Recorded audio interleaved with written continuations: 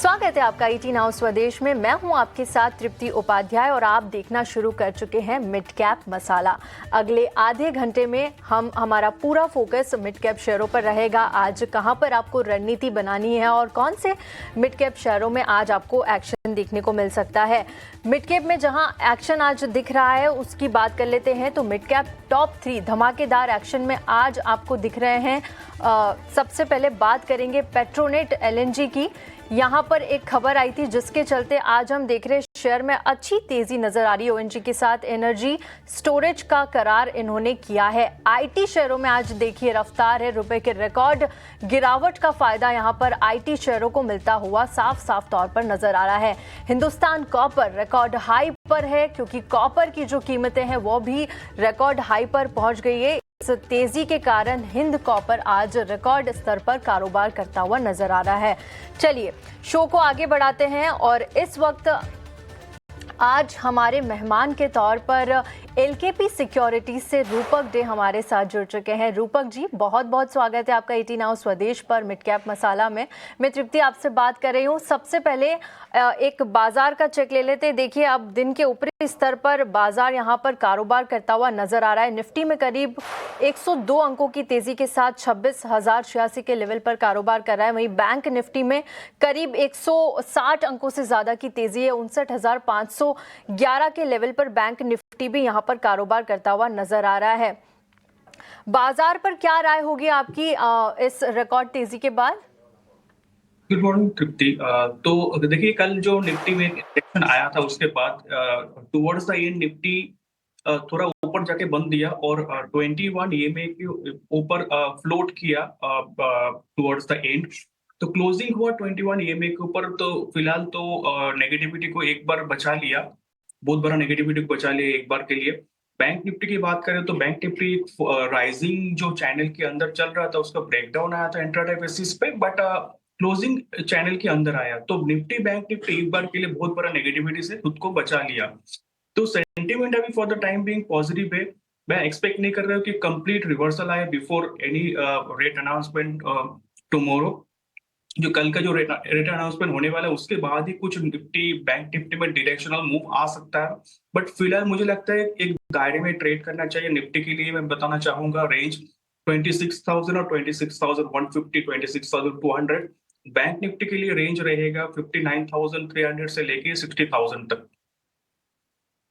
यहाँ पर आपने निफ्टी और बैंक निफ्टी के लिए अच्छी रेंज बता दी है और अब आगे बढ़ते हैं। आज की ट्रेडिंग कॉल क्या रहेगी आपकी, एक बार बताएंगे?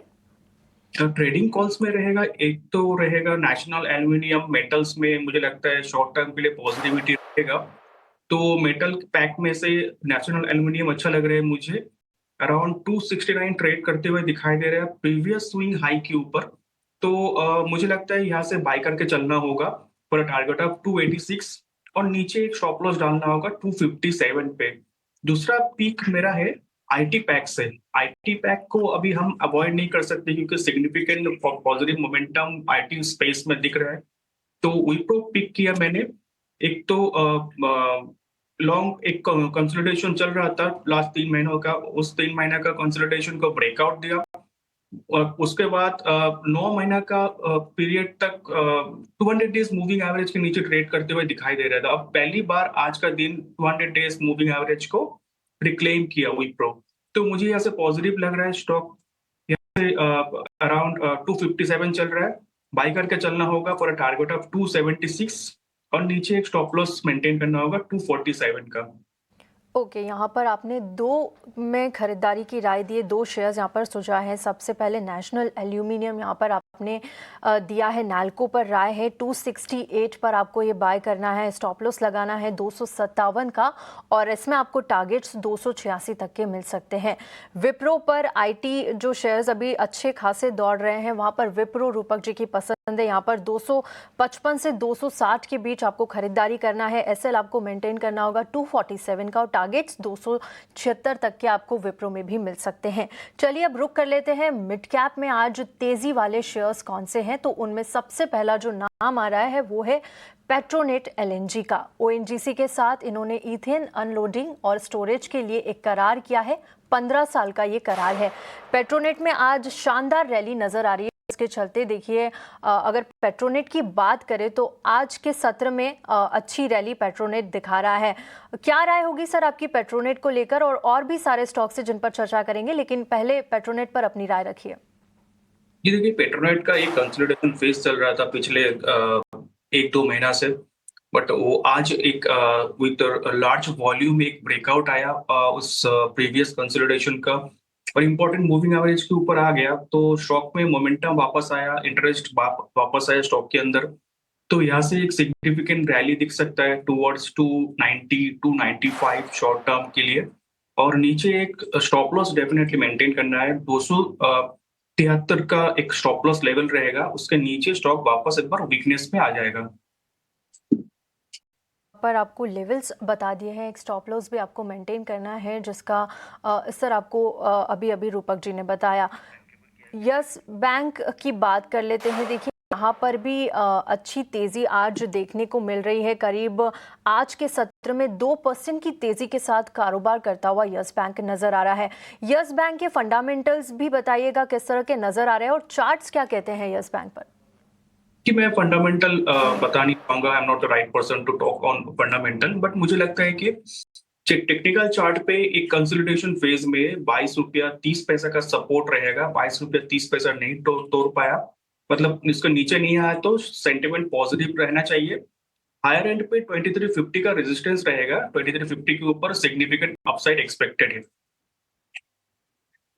यहाँ पर यस बैंक पर ये राय आपकी।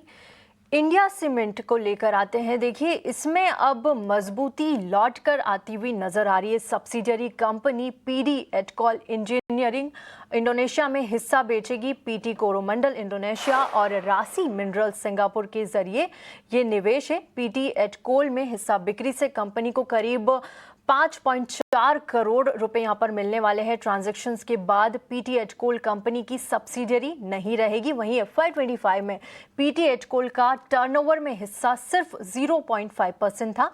कंपनी का कहना है कि रिलेटेड पार्टी ट्रांजैक्शंस नहीं है, खरीदारी का प्रमोटर्स से कोई संबंध नहीं है। इंडिया सीमेंट को आप किस तरह से देख रहे हैं, और इस पर चार्ट्स क्या कहते हैं? एक बार इंडिया सीमेंट पर अपनी राय रखिए रूपक जी। पिछले 10-12 दिन में इंडिया सीमेंट पे 12-13% का काइंड ऑफ करेक्शन हो चुका, और करेक्शन के बाद एक बुलिश रिवर्सल फॉर्मेशन हुआ। आज का दिन एक बुलिश एनगल्फिंग पैटर्न फॉर्म किया, और double bottom kind of pattern form हो रहा है स्टॉक के अंदर। तो मुझे लगता है कि 395 पे एक रेजिस्टेंस रहेगा, 395 के ऊपर सस्टेन करता है तो कंप्लीट रिवर्सल आ सकता है स्टॉक में, और स्टॉक 420 430 तक जा सकता है। नीचे एक स्टॉप लॉस मेंटेन करना होगा 380 पे। 420 तक के लेवल्स आपको यहाँ इंडिया सीमेंट्स में मिल सकते हैं। एक एसएल भी आपको रूपक जी ने सुझाया है। रूपक जी, केपीआईटी टेक देखिए आज के सत्र में अभी ऊपरी स्तर बना रहा है। ये करीब 1.5% से ज्यादा की मजबूती के साथ कारोबार करता हुआ दिख रहा है। केपीआईटी टेक पर क्या राय होगी? जैसे कि टेक्नोलॉजी सर्विसेज स्टॉक सारे अच्छा ही परफॉर्म कर रहा है अभी रिसेंट टाइम में, तो इसमें भी सेंटिमेंट बुलिश लग रहा है मुझे। यहाँ से सिग्निफिकेंट अपसाइड की पॉसिबिलिटी दिख रहा है मुझे। टुवर्ड्स 1360 जा सकता है, और नीचे एक स्टॉप लॉस कंसोलिडेशन लो जो है, रिसेंट कंसोलिडेशन लो स्टॉप लॉस रहेगा उस कंसोलिडेशन लो के नीचे अराउंड 1244, तो 1244 का स्टॉप लॉस डाल के होल्ड कीज करना चाहिए फॉर अ टारगेट ऑफ 1360। 1360 के टारगेट के लिए 1240 का स्टॉप लॉस मेंटेन करके इस पे आप राय बना सकते हैं। चलिए, कोफोर्ज आईटी सेक्टर से एक स्टॉक है, यहाँ पर 2% से ज्यादा की मजबूती इस वक्त नजर आ रही है। कोफोर्ज को लेकर क्या राय रखते हैं आप? देखिए आज कल के सेशन में भी हमने देखा था आईटी स्टॉक्स अच्छा कारोबार कर रहे थे, क्योंकि जो रुपए में लगातार गिरावट आ रही है कहीं ना कहीं उसका बड़ा फायदा आईटी शेयरों को मिल रहा है। कोफोर्ज को किस तरह से देख रहे हैं आप? बहुत बढ़िया technical chart pattern chart setup है कोफोर्ज का। एक तो high top high bottom formation है, इंपॉर्टेंट मूविंग एवरेज के ऊपर कंटिन्यूअसली सस्टेन करते हुए दिखाई दे रहे हैं, तो स्टॉक के अंदर बाइंग इंटरेस्ट तो बराबर है। तो यहाँ से बाई करके चलना होगा विद स्टॉप लॉस ऑफ 1910, और टारगेट अपसाइड में रहेगा 2050 का। 2050 तक के टारगेट्स यहाँ पर आपको कोफोर्ज में दिख सकते हैं और 1910 का एक एसएल आपको कोफोर्ज में मेंटेन करना होगा। अच्छा स्टॉक यहाँ पर रूपक जी को ये नजर आ रहा है। इसी के साथ रूपक जी अभी एक छोटे से ब्रेक का वक्त है, ब्रेक के फिर से लौटेंगे और देखेंगे कि मिड कैप में आज गिरावट वाले शेयरों में कौन से स्टॉक्स शामिल है, उन पर भी चर्चा करेंगे। जल्द लौटते हैं एक छोटे से ब्रेक के बाद।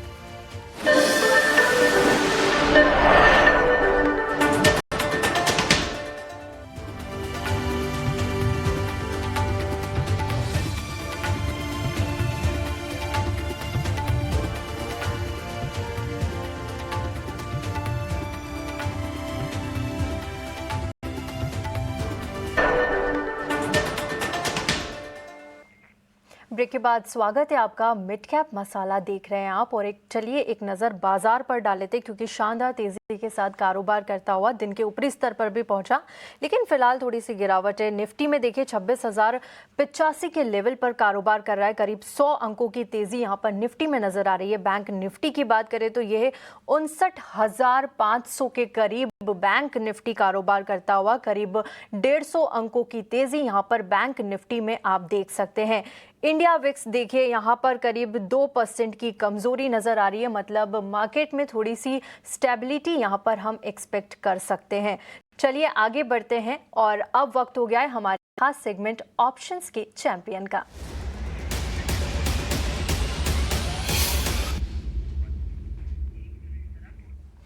ऑप्शंस के चैंपियन बताने के लिए हमारे साथ है सेंट्रम ब्रोकिंग के नीलेश जैन। नीलेश जी स्वागत है आपका। गुड मॉर्निंग, तृप्ति बात कर रही हूँ। बताइए आज ऑप्शन की कॉल में कहाँ रणनीति बनाएं? Very good morning to you. देखिए आज का सेटअप अगर हम देखें तो निफ्टी बैंक निफ्टी दोनों ही इंडेक्सेस में काफी अच्छा रिबाउंड हमें देखने को मिल रहा है और इंडसइंड बैंक एक पर्टिकुलर काउंटर है विद इन बैंकिंग स्पेस, जहां पर सेटअप काफी अच्छा है। काफी अच्छा बेस फॉर्मेशन बनने के बाद एक ब्रेकआउट यहाँ पर आता हुआ नजर आ रहा है। तो यहाँ पर इंडसइंड बैंक में एक फॉलोअप मूव हम एक्सपेक्ट करके चल रहे हैं टुवर्ड्स द लेवल्स ऑफ 900, इसीलिए 870 का कॉल ऑप्शन लेने की सलाह होगी। 24 से 25 के रेंज में 19 रुपए का स्टॉप लॉस रखना होगा। 30 एंड 37 के ये दो टारगेट होंगे। इन टर्म ऑफ रुपीज अगर हम रिस्क एंड रिवॉर्ड देखें तो लॉट साइज 700 का है, उस लिहाज से रिस्क पर लॉट अप्रोक्सीमेटली 4000 का है एंड अप्रोक्सीमेट रिवॉर्ड यहाँ पर लॉट 8400 के बनते हुए नजर आ सकते हैं। तो ओवरऑल इंडसइंड बैंक में शॉर्ट टर्म मोमेंटम को ध्यान में रखते हुए यहाँ पर तेजी करने की सलाह दे रहे हैं, इसलिए यहाँ पर कॉल ऑप्शन खरीदने की सलाह होगी 870 का। ओके, इंडसइंड बैंक यहाँ पर आपको पसंद आ रहा है, कॉल ऑप्शन खरीदारी की राय दी है। आपको बता देते हैं 870 पर आपको खरीदना है। 24 से 25 के प्रीमियम पर आपको मिलेगा। लक्ष्य यहाँ पर 30 से 35 रुपए तक के मिल सकते हैं। स्टॉप लॉस लगाना होगा 19 रुपए का। साथ ही अधिकतम मुनाफा देखिए 8,400 रुपए तक का यहाँ मिल सकता है, लेकिन अधिकतम नुकसान भी 4,000 तक का यहाँ पर आपको हो सकता है। इसी के साथ सेबी का एक डिस्क्लोजर भी आपके लिए बता देते हैं। एफएनओ ट्रेडिंग में 10 में से 9 लोगों को नुकसान होता है। एफएनओ ट्रेडर्स को औसतन 1 लाख रुपए तक का यहाँ पर नुकसान संभव है। घाटा होने के बावजूद 28% ट्रांजैक्शंस के रूप में देना होता है और मुनाफा होने पर भी 15 से 50% आपको ट्रांजैक्शन के रूप में देना होता है। तो अपने फाइनेंशियल एडवाइजर से सलाह लेकर ही ये कॉल ले। चलिए आगे बढ़ते हैं और अब रुख करते हैं हमारे खास सेगमेंट मिड कैप के महारथी का।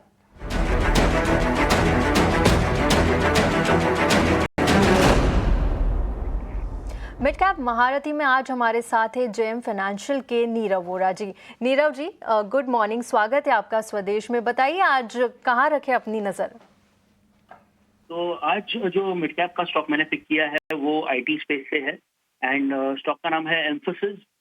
2910 का भाव चल रहा है एंड 6 से 8 महीने का टारगेट अगर आप देखेंगे तो हमारा लक्ष्य होगा 3200 का।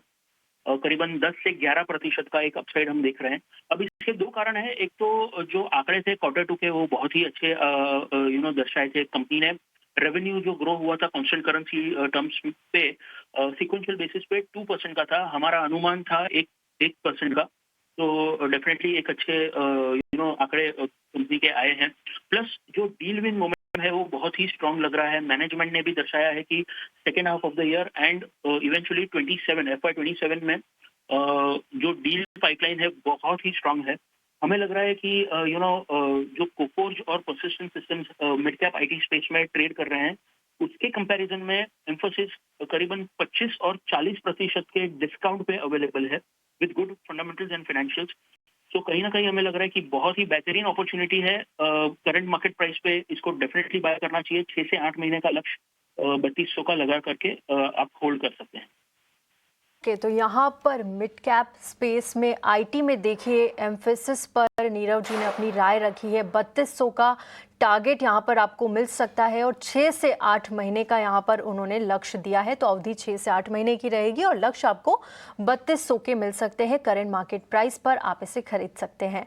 चलिए नीरव जी, बहुत बहुत शुक्रिया आपका हमें आज की कॉल देने के लिए।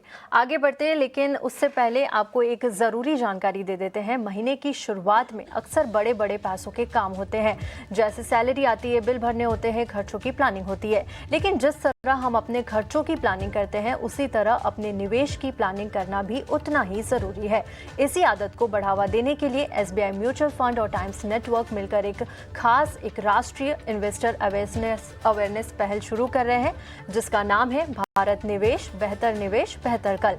इस पहल का मकसद भारतीयों में लगातार निवेश करने की आदत को प्रोत्साहित करना है, ताकि वे अपना आर्थिक भविष्य सुरक्षित कर सके।